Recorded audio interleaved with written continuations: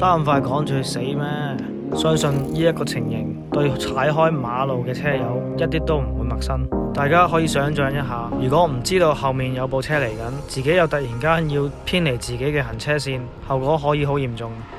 所以踩馬路時，時不時都會擰住面留意下後面嘅情況，或者靠聽聲，但係有時都聽得唔係好清楚，因為受到其他嘅干擾，例如風聲啊，同埋有啲汽車嘅聲音係比較靜啦，即係 hybrid 同埋電車啦。而市面上都有一啲配件可以幫助你了解後面嘅交通情況，例如加文速嘅雷達尾燈啦，效果非常之好，但係價錢貴咗啲，同埋唔一定會準確啦，即係淨係可以感應到正常汽車嘅面積，唔會顯示其他車友喺側邊上緊嚟咯。咁最平嘅方法呢，就係加塊鏡喺個手把個尾部啦，或者加呢一款鏡喺個頭盔度。個外觀呢，就唔係個個人都接受得到咯。如果有第三隻眼呢，就真係幾好。我唔係講緊《西遊記》嗰個三眼仔生喺個額頭度，即係如果你後面可以有多隻眼，可以一望就睇清楚晒後面嘅情況，你話幾好呢？畫面上就係今日要介紹嘅 Tri-Eye 單車眼鏡，係一副可調校嘅具有倒後鏡裝置嘅單車運動眼鏡。個樣睇落去唔單止 OK， 個價錢亦都好合理。我哋一齊做個開箱啦！打開個紙皮盒，裏邊就當然有呢一個跟拉鏈嘅硬盒啦、副眼鏡啦、一本說明書、抹眼鏡嘅布，同埋一個布袋。睇下副眼鏡先。我哋眼前呢一款呢係叫做 View Sport 嘅款式，鏡片嘅顏色呢就叫做 Revo Red 紅黑色。標籤話塊鏡片係防花嘅，係用聚碳酸酯物料做嘅，防紫外光係 UV48 Category 3，即係最高㗎啦，可以有效阻擋99至到100% 嘅紫外光線。而3呢，就代表適合於喺晚太陽嘅日頭用。副眼鏡框呢，就係用呢個 TR90 嘅物料，係一種可以屈曲嘅膠質，戴上去會比較舒服啲啦。容易啲跟翻你個面型同埋頭型，個鼻位呢係可以調校嘅。呢一方面呢，我覺得做得好好。佢哋都有好多唔同顏色嘅鏡片俾你選擇，包括呢一款可以跟住光線嚟自己變暗，即係 photochromatic 款式。啲鏡片呢都可以自己分開埋嘅，然後裝翻上你個眼鏡框度。打開側邊呢兩塊膠片呢，就可以拆佢出嚟啦。剝走埋個鼻嗰個位，就係咁簡單。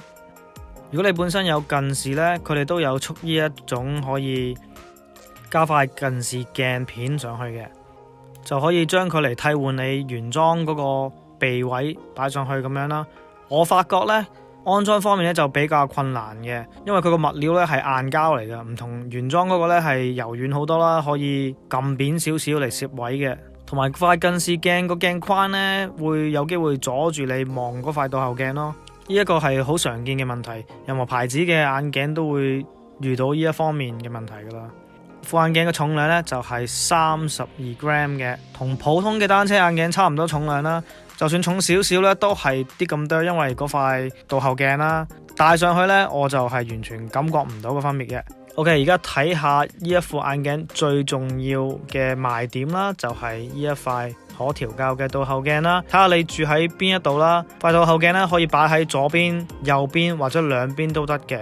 咁我住喺美國啦，所以呢踩車嗰時呢，我係喺右邊靠右嘅，而望後面呢，我就會向左望嘅。所以塊倒後鏡呢，就係安裝喺左邊嘅，就咁用隻手指嚟掂住個鏡嚟調校嘅。塊鏡呢係非常之清晰嘅，咁我哋而家戴上去同大家做個示範。OK， 如果咧你冇嘥時間去讀佢哋嗰本超厚嘅說明書呢，咁以下落嚟呢，就係我俾大家嘅最直接嘅調校方法。首先，揾一條較為靜同埋平嘅路，最好就畫咗線啦。坐上部單車度，模仿你平時踩車嘅姿勢。我自己呢，大部分嘅時間隻手都會放喺個槍手位嘅頂部，然後個頭同埋個視線呢都要接近踩緊車嗰陣時嘅角度啦。之後呢，你想將你個頭向你平時望後面嗰個方向打側少少，隻眼呢就望住個倒後鏡啦，然後呢就可以用隻手嚟調校塊鏡，校到佢可以俾你睇到晒後面嘅情況。同時間呢，唔會俾你自己個膊頭擋住嘅，望落塊鏡呢，就應該見到類似而家呢一刻咁嘅。我本身就有近視嘅，所以望塊鏡呢都唔係話100% 清楚嘅，能見度都有80%嘅。如果你戴開隱形眼鏡或者你隻眼係冇任何問題嘅，係冇近視嘅，咁你好好彩啦！呢一塊鏡呢睇落去呢，俾你睇嗰時呢，就應該係完全清楚嘅。有一樣嘢要留意呢，就係呢一款眼鏡個設計呢係唔會令到你可以唔喐個頭都可以好清楚睇到晒後面嘅視線嘅。特別我哋踩開公路車，因為我哋個身係趴低啦較為，然後個頭呢就昂高少少啦。如果你唔移你個頭少少呢，你只係會望到你個膊頭位嘅啫，係完全擋住嘅。所以你每次想望嗰時呢，你只需要移你個頭少少，同埋調校個鼻位嗰塊膠咯，因為副眼鏡個高度咧係好重要噶，你唔想佢太過低啊。